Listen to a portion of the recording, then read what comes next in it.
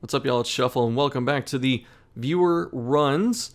This one's sent in by Zeno Keto, who is a Twitch streamer, so thank you for sending it in. Go check them out. I will link them down below.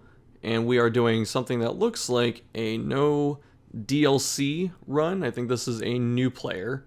So we are going to take a look here. I think they do the first mission of the end game, so this might be, well, this definitely is spoiler territory, so if you have not finished the game and you don't want to see it, then I bid you farewell. You know, I miss you already, but I understand. It is best to not spoil yourself. For the rest of us, we will get started here. I am a huge fan of the team already. This looks like the pretty close to the Grave Robber team I normally run. I didn't realize this had a name, but I run Abomination instead of PD, but this is some really good synergy between Grave Robber and Hellion. There's a lot of synergy there, just because they have a lot of reach, and between Iron Swan, Throne Dagger, and Lunge, there is some really respectable damage coming out of here, and then Hellion just obviously a damage monster. And she has double stun in case Grave Robber gets trapped up at the front.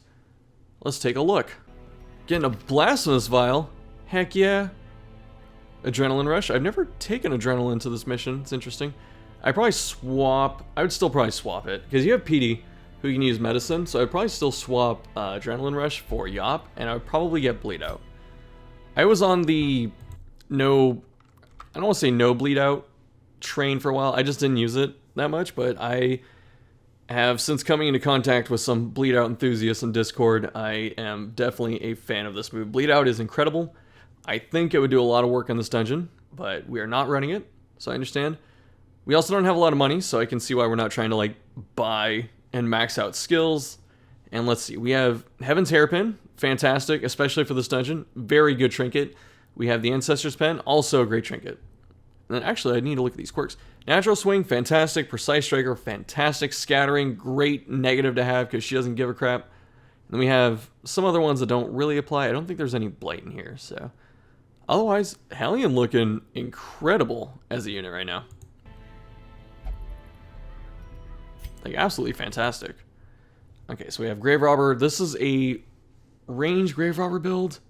Not the biggest fan of Sniper Grave Robber myself, so I want to see if this does some work.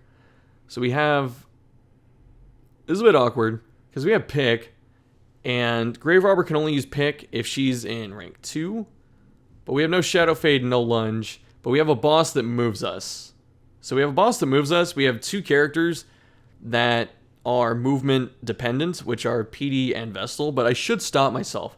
I believe this player said that this is their first run at this, so they don't know what the boss does. So I actually can't fault them for not having the proper setup. So we can't look at this like they've done it before and they just, they're just choosing not to use the efficient stuff. So we have to look at this understanding that they haven't done this. So in that regard, then I understand why we aren't favoring Shadow Fade and Lunge, although this person probably doesn't favor Shadow Fade because it's still level 1. But also, if you're not using Lunge, I'm not quite sure why PD's in this team, because like you would take her if you want to set up the Blight synergy on her other stuff, and Blight synergy on Throne Dagger is nice, but not great. So let's keep going. Definitely dedicate a range damage, though, because of the trinket loadout. And we have Eagle Eye. That's also good. Eldritch Slayer? I didn't even look up here. Eldritch Slayer. Fantastic. Absolutely amazing. Very good trinket loadout for range Grave Robber. Pick is just kind of there to do things, I guess. It's definitely range favored, though. And Flashing Daggers. I want to see Flashing Daggers do something. I'm not the biggest fan of that move. I don't think we got to see PD or okay. I'm taking Courage. Okay, here's PD. So Fated it's kind of crappy in how it's worded. Fated is like, I've been hearing that the math comes out to about 1% accuracy because it has to miss and then it has to roll into a hit, which I think the chance is like 10% or something stupid. So it actually gets better the worse accuracy you have, but PD is someone who, between Blasphemous Vial, actually with just the Vial, her accuracies are very solid, so she actually doesn't need Fated. And she certainly doesn't need it enough to have it locked. Otherwise, this is a pretty good PD loadout. The Arya box to offset the vial, fantastic. We have leeches, fantastic, even though there's no disease in here that I'm aware of. And then we have medicine is good, gas is great, grenade is great, blast is good. And it's kind of, I would like to try and find a way to fit disorienting on here, but I don't know if you can. It's probably over, I don't know. Maybe it'll come to me as I'm doing this. I'm sure it's probably obvious to someone. Quick reflexes that aren't locked? It's like your best thing besides Luminous and On Guard. Eldritch Slayer, amazing. Irrepressible, very good for this dungeon. And then Deadly. I wonder if they locked it with the idea that Deadly increases healing crit chance, because I did that too when I started playing. I think I did that until like, I don't know, until I had a few hundred hours in this game. I was like, oh wait, it doesn't work. Because healing is just a set flat chance to heal. So, Sacred Scroll.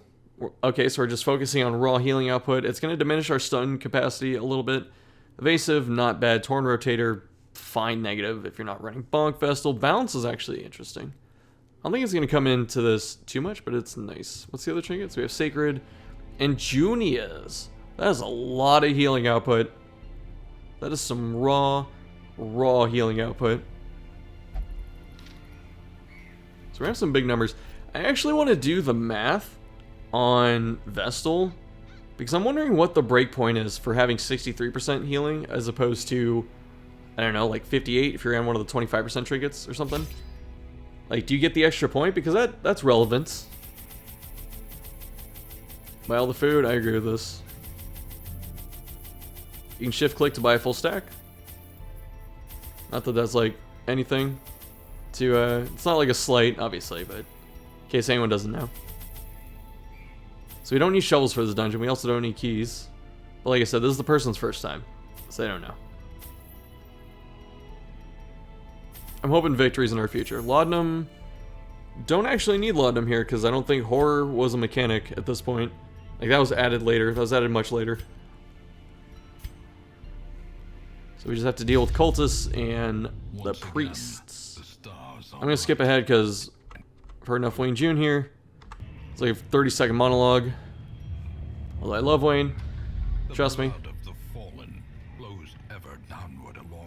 He makes this game for me. I'm just trying to fill dead air. You know I was listening to him right there. My failures. Party boys. I love the intro to this dungeon because it teaches you...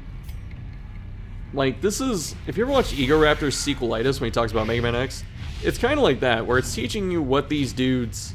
Like, what this dungeon does. Like, it introduces new enemies. And these, like, the party boys and the priest are the most threatening units in this run. Or in, like, the first two missions. And it teaches you what they do in a very safe and controlled environment. And I like that. So you get a chance to just see what they do. It's very hard to burst the both of them down because they're fast. And, you know, you have to get some crits if you want to kill both of them early on. So you at least get to see the two moves they have, right? So now we know that they guard and they heal. And so we can carry that knowledge with us. Something that's very nice too about Darkest Dungeon is they show you the enemy's move list once you've seen them, so you don't have to go, what does this person do again?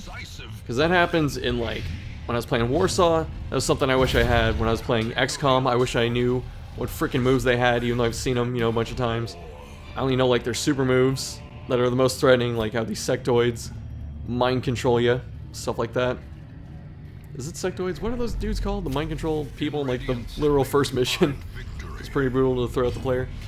Okay, so here's the priest. The priest is, like I said, the most threatening enemy in the first two missions. And I did not know this. Someone told me, I forget who, but it might have been Thick.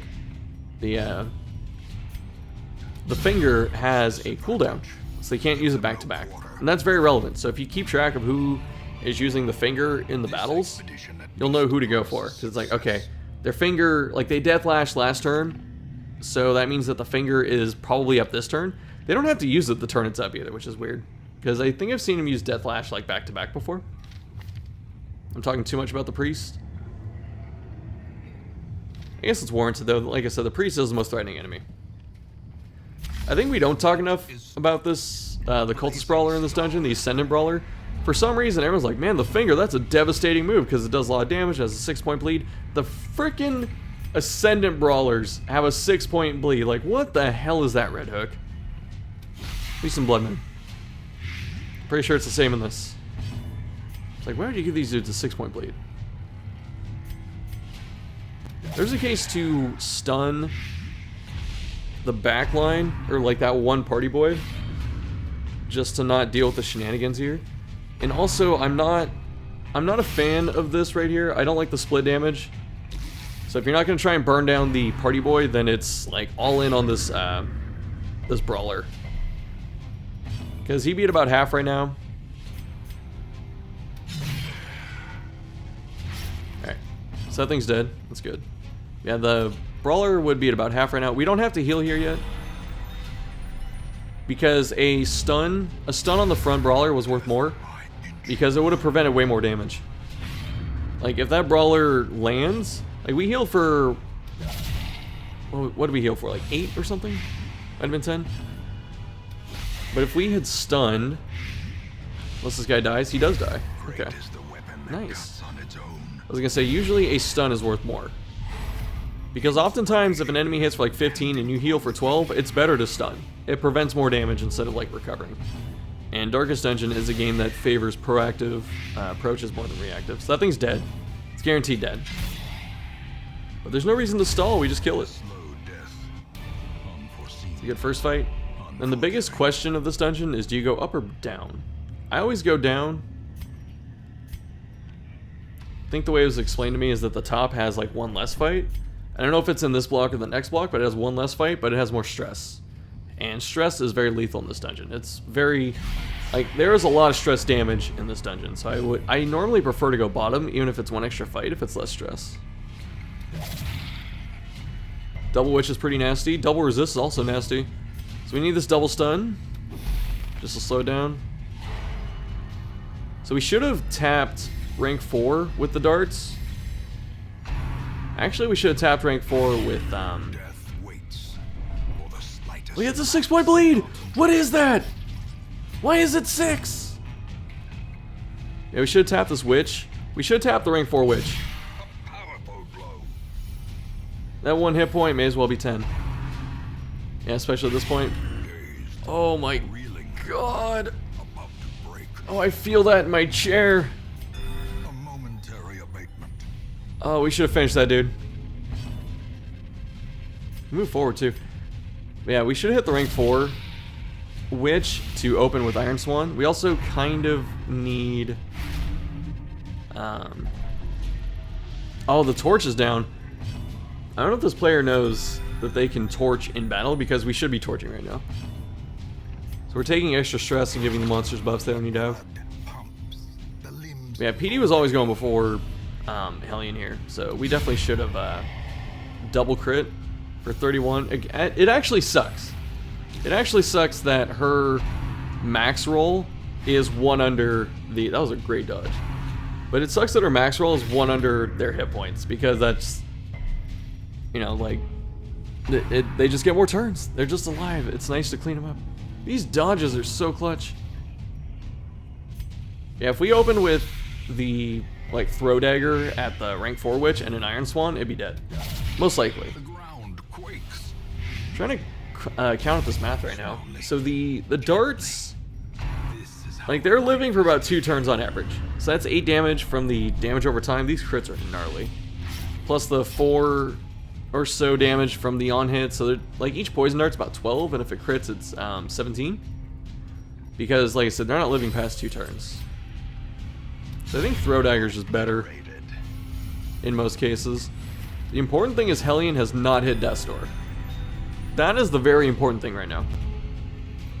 So we need an opening stun here. Pick is better as well right now. I think Pick is just more damage. I think she crit like 3 out of 4 times. Yeah, what's she doing her first turn? Success so clearly in view. Yeah, if Hellion hit Death's Door, this would be a lot more terrifying. It's still a little nerve-wracking. But not hitting Death's Door is very good right now. Probably gonna hit Death's Door at some point on someone, and you'd rather do it at like the end of the dungeon where you don't have to like have the debuff penalty just compound on you. That thing ramps up pretty quick, even though it's like, what, small percent of stress and all that? Or just like going, you know, like 1 or 2 speed lower, whatever it is, less damage, like just letting people get away for another turn, stuff like that. It just adds up very quickly. I shouldn't say quickly, but it does add up. So like Darkest Dungeon, just as a game, is, we don't camp here. We do not camp here. Ooh, we're camping. I think we could have took one more fight.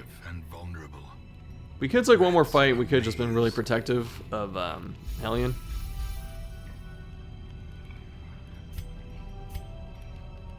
Do we have a? Okay, so like I said, they don't know you don't get ambushed here, so you didn't have to. You didn't have to do the preventer. Gallows, a little risky. Like that's 4 points for -20. For a chance at -20, it's better to just hit Encourage and do something else.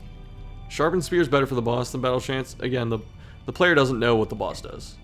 So I would, knowing what the boss does, or if you want to know, then you hit Sharpened Spear. Bless isn't bad. Hopefully that dodge comes into play. Encourage, good. Okay. The way is lit. The path is clear. Down for that Encourage. Very efficient. 2 points. 3 priests. This is nasty.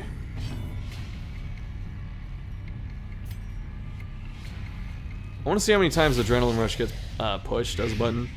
Because so far we have not pushed Adrenaline Rush. We have not pushed Flashing. Okay, so this is 10 to 19. Okay, it low rolled. 10 to 19 with 40 crit. That's pretty good. That is terrifying.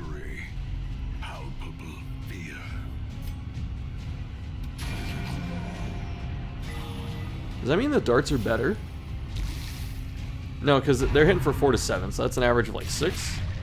So they're doing 14. So the darts are not as good as Throw Dagger. Because the darts have to stick their debuff, and also their average damage is 14. I think Throw Dagger is about 14. That is brutal. That is very brutal. 6 to 11. And the max roll. Wait, no, they're blighted. So flashing, good there. Okay. About the only time something like that would be good is to like clean up a low health kill. We should have been stunning that back priest. Although it just used the fingers, so it shouldn't be up yet. Oh, I love the tempo zap. Perfect. Huge fan of tempo zap. Probably would hit a bandage on that though. Like you can tank a 6x3 bleed pretty reliably, but a 6x5 is a little frightening. Good dodges. Immense skill to dodge so consistently. Okay, we got PD. Nice. So don't have to worry about bandage. Deathlash again. Okay, so this is what I'm talking about. They don't have to finger on cooldown. Finger next turn though. Like, very high chance. What's the crit rate on the darts? Let's see if I can see it. 38? 35 or something like that. I could slow it down, but, you know, it's whatever. I think looking at it twice is good enough. Okay, so the 2 buttons I said have not been hit have been hit. Group heal. Yeah, very efficient. Hopefully PD goes first. I'm gonna look one more time. Back and to the left. 39.5, okay. So against these single enemies, or like these single action enemies, I think Throw Dagger is just slightly better. Just ever so slightly better. The reason I think it's better is because it only has to make the accuracy check, it doesn't have to make the blade check. So if Poison Darts doesn't land, obviously, then it just does nothing. It's just 4 damage. I guess 6. However, Throw Dagger is always damage.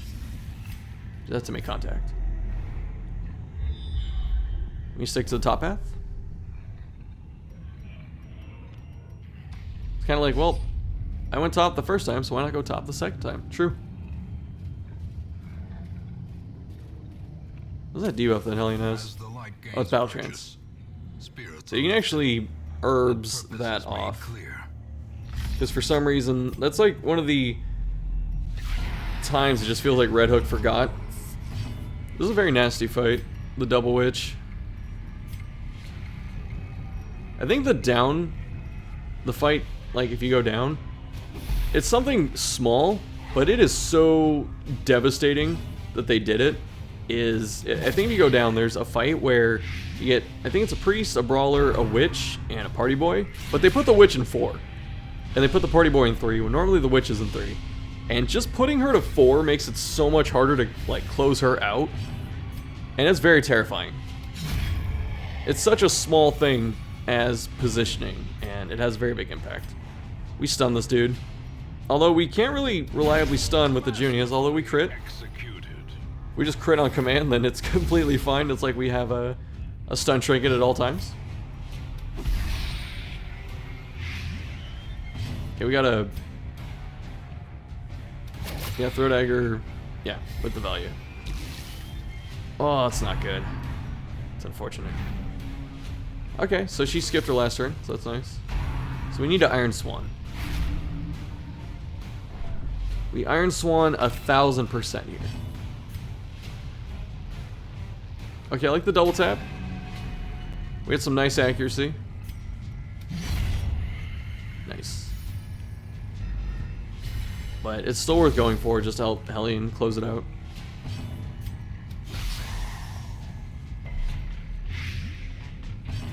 These dots are sticking, which is pretty nice.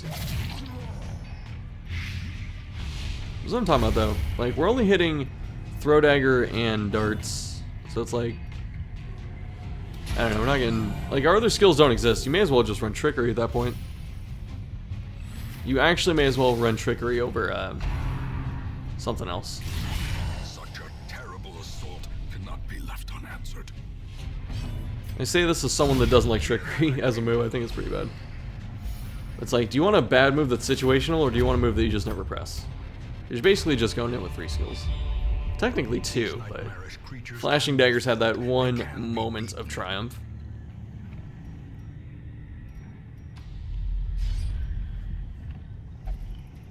Keeping that torch up. The other thing too I noticed in these endgame missions is, like, if you torch at the right times, so like, you know, you go under 75 and you torch, if you are playing it that way, you always hit fights where your torch drops under 75. It happens so consistently, or at least it did in Blood Moon. I'm like, is that just planned? You know? Oh yeah, when I was saying Red Hook forgot, it reminded me of there's a running joke with JoJo's Bizarre Adventure. It's just called Araki Forgot, because Araki's the author. And it's just like, there's so many plot holes and inconsistencies that it's like, well, why doesn't this work? Oh, you just forgot. And Hellion not having a locked debuff, so like the red frame debuff for Battle Trance, is definitely a Red Hook forgot moment. Same with Revel. Red Hook just forgot. Yeah, you kill that witch. Every time. Was that 10? She's dead. Perfect. Snipe party boy. Good. Was a good opener. Stun the priest. Ah! He's looking good. Actually, we may not be able to stun the priest. Like, we have all this healing output. It's probably better to just heal every time. Gotta kill the priest, though. Priest is more threatening. But this player probably doesn't know what this is yet, so they're like, okay, I gotta kill this unknown. Literally XCOM. Group heal. Oh. Boy, that was big.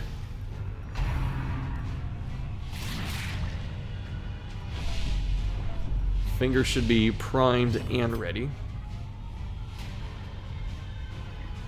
There's a case at the front one, because we're splitting damage now. Like this has happened a few times in this dungeon. We just split damage. Should definitely be focus firing, because like if we just committed to one, then like it would already be dead, and we'd be working on this one. Precision and power. think because of speed, it's still going to work out in the player's favor, but like I really do think you should be killing, like focusing on one thing, especially in here, because all the enemies are just high value in terms of their damage or stress damage. So being able to just drop one every turn is probably the pace you should be looking for. I always forget if the boss is in this one or the one after. I'm pretty sure it's this. Torching at 76, I respect it. Double Witch, they're like, here, enjoy this stress right before Le Boss. There's a case to Throw Dagger because because of that specifically. But if Throw Dagger sticks, and we're splitting damage again. If Throw Dagger splits, or sticks, then we get the accuracy buff, and that means that every Throw Dagger after that is gonna hit. So I think she caps out or gets very close to capping out, and that's fine. After 2 daggers, she's definitely capped out. Ooh, Junia's. Okay, we're under 75 torch. That's an afflict.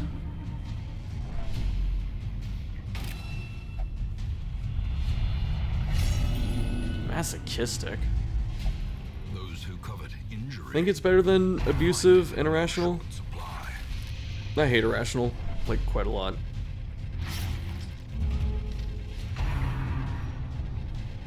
DD2, I'd like Red Hook to make the afflictions, if they return, I'd like them to be more obvious as to what they do, instead of just like, oh, I have some penalties, like, I don't know what all this other stuff is.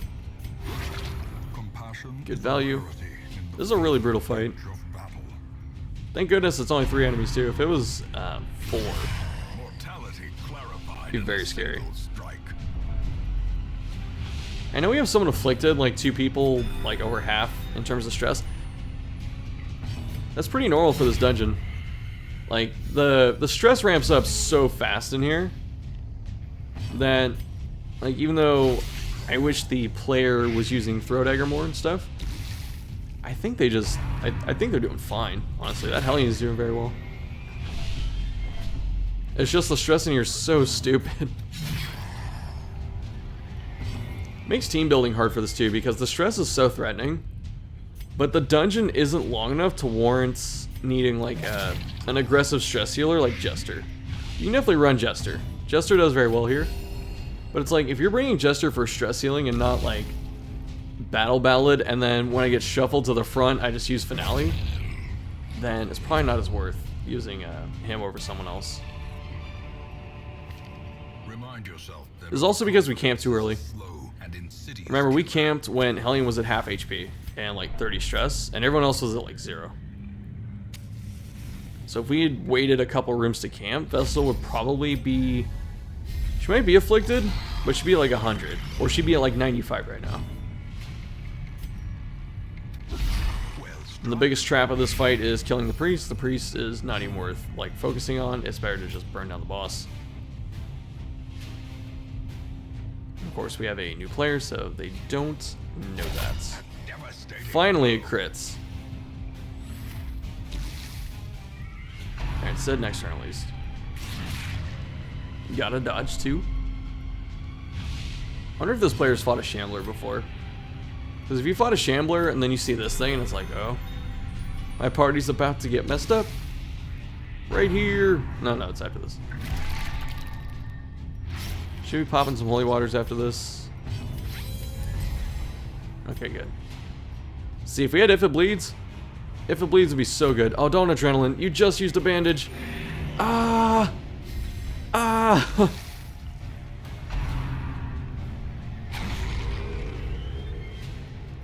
Oh, that's the worst spot for Vestal. If you don't have a mobile team for this fight, it's, you know what? I think we should all know what the boss is about.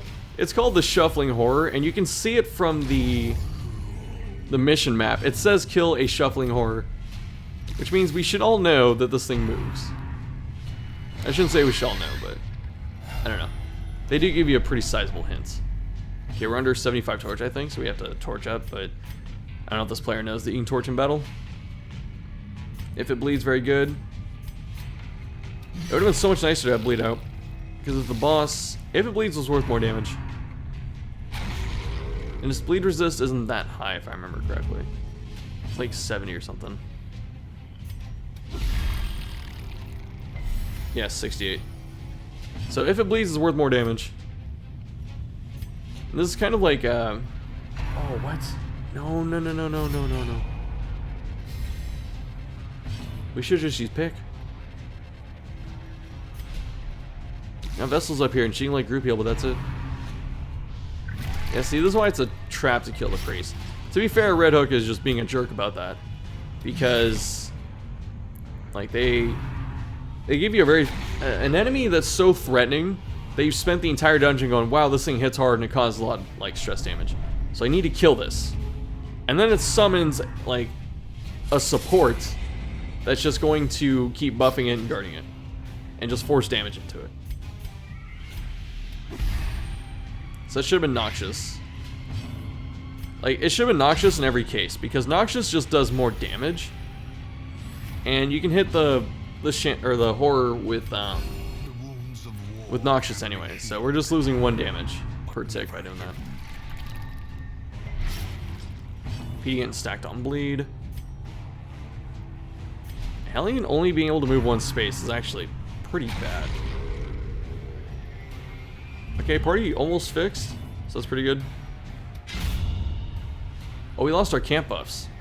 So that battle trance just doesn't matter. We should definitely be hitting, if it bleeds, on like every single turn.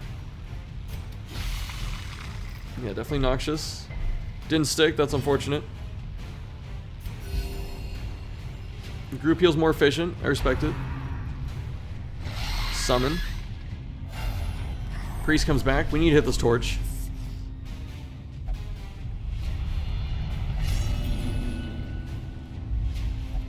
Fear and frailty finally claim their due. Just kind of. Oh, good. So I figured out how to do it. Yeah, that prod on the boss, direct damage isn't that good. Oh my goodness. Yeah, this fight can be such a mean one. Why didn't that debuff stick? I hate the debuff things, man. Like with flashing daggers, poison darts, beast bile and stuff that like lowers their resist.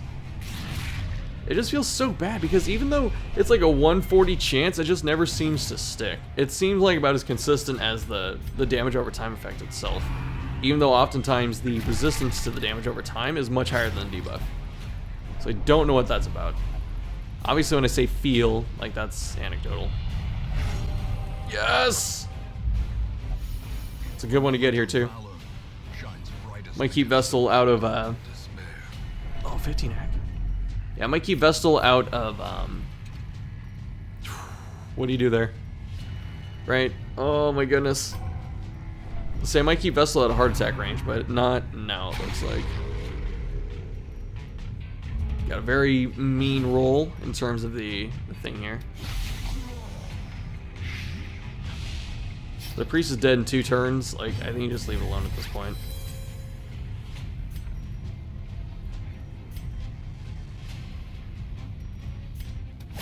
Oh my god,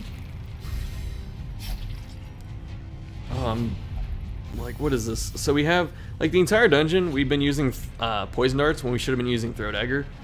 And then on the boss, when we should be using poison darts, we're using throw dagger. I think I said that correctly. So, like, we've switched when we should be using each move. Oh, that's not good. And now That is not good at all. fast or expire. Oh, it's terrifying. Oh, goodness.